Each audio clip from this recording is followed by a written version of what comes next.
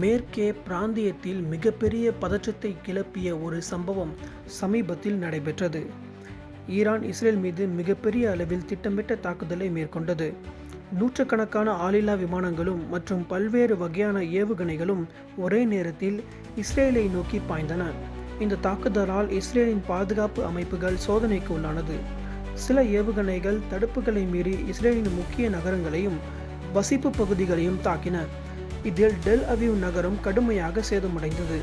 Israel தனது வான் பாதுகாப்பு அமைப்புகளான iron டோம், David sling, ஆரோ போன்ற பல அடுக்குகளை கொண்டு இந்த தாக்குதலை தடுக்க முயற்சித்தது.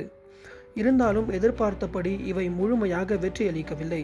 200க்கும் மேற்பட்ட பாலிஸ்டிக் ஏவுகணைகள் ஒரே நேரத்தில் பாய்ந்ததால் இஸ்ரேலின் பாதுகாப்பு அமைப்புகள் பரபரப்புடன் செயல்பட வேண்டிய நிலை உருவானது. இது இஸ்ரேலின் பாதுகாப்பு திறனை அழுத்தமாக சோதித்துவிட்டது. இந்த மிகுந்த அழுத்தத்தை தாங்க முடியாத நிலைக்கு இஸ்ரேல் சென்றதால் அது உடனடியாக சர்வதேச ஆதரவை நாடியது. அமெரிக்கா, இங்கிலாந்து, பிரான்ஸ், ஜோர்டான் ஆகிய நாடுகளிடம் பாதுகாப்பு துணையை கோரியது.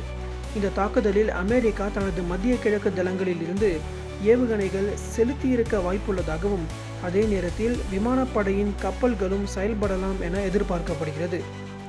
தாக்குதலை எதிர்க்கும் முயற்சி மட்டுமல்ல, இஸ்ரேல் ஈரானின் முக்கிய அணு மையங்களை குறிவைத்து தாக்கும் முயற்சியிலும் ஈடுபட்டுள்ளது.